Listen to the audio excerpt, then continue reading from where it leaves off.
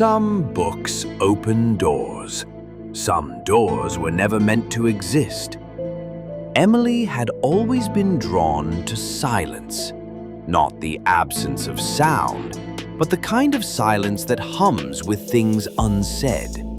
Old libraries were her haven, the scent of yellowed parchment, the hush of carpeted footsteps, and books that whispered only when no one else listened.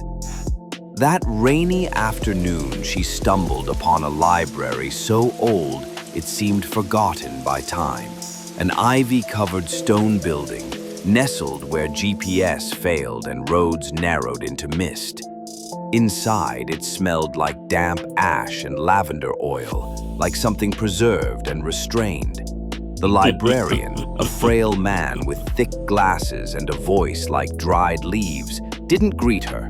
He only glanced up once, then returned to cataloging by hand. No computers, no background music, just the soft thump of books breathing in dust.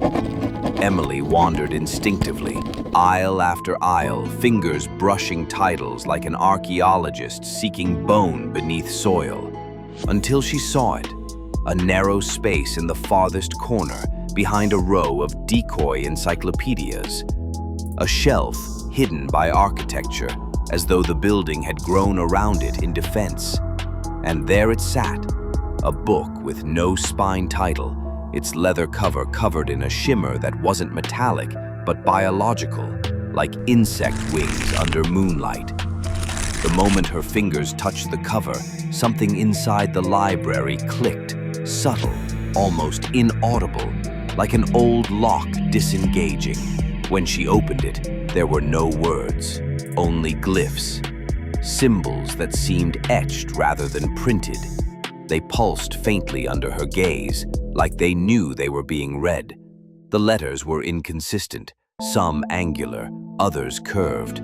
They resembled no known language, yet her mind kept trying to assign them sound, and she made the mistake of reading them aloud. Only one line, just one. The air grew thick, and the silence fractured. A sound, too low for hearing, slid into her skull, like thought being whispered backwards. "You shouldn't have read this." The voice wasn't from the book. It wasn't even auditory. It was in the syntax of her own inner monologue, rewritten. She slammed the book shut. The whispering stopped. That night, sleep evaded her. Her dreams came in disjointed flashes, bookshelves stretching into infinity, a shadowy hand turning pages with fingers too long, a voice reciting syllables that unraveled her name. She awoke at 3:33 a.m. In her hand, a torn page from a book she didn't remember owning. It bore the same symbols. The next morning, she returned to the library, not because she wanted to, because something had planted the thought. Like a parasitic phrase stuck in her brain, the book was gone. "The book chooses," said the librarian, without looking up. Emily blinked. "Excuse me?" "You read it. Now it knows you." She stared. "Knows me how?" His voice turned low, brittle. "Some pages are not written in ink. They're written in memory. And memory can be consumed." That evening, Emily's reflection blinked a moment too late. The next morning, her voice echoed an extra syllable when she said her name. The entity had entered her, subtle, precise. It didn't need possession. It used language as a vector, a linguistic virus, each symbol a command, each whisper a rewrite of her internal grammar. The final visit to the library came 3 days later. By then, Emily hadn't spoken to anyone. She didn't need to. The whispers filled the gaps. The shadows in her room rearranged themselves nightly. When she entered, the librarian was gone. The books were shaking on the shelves. The lights dimmed, not flickering but pulsing like breath. In the far corner, the book had returned. This time it opened itself. and from within the pages, the figure emerged.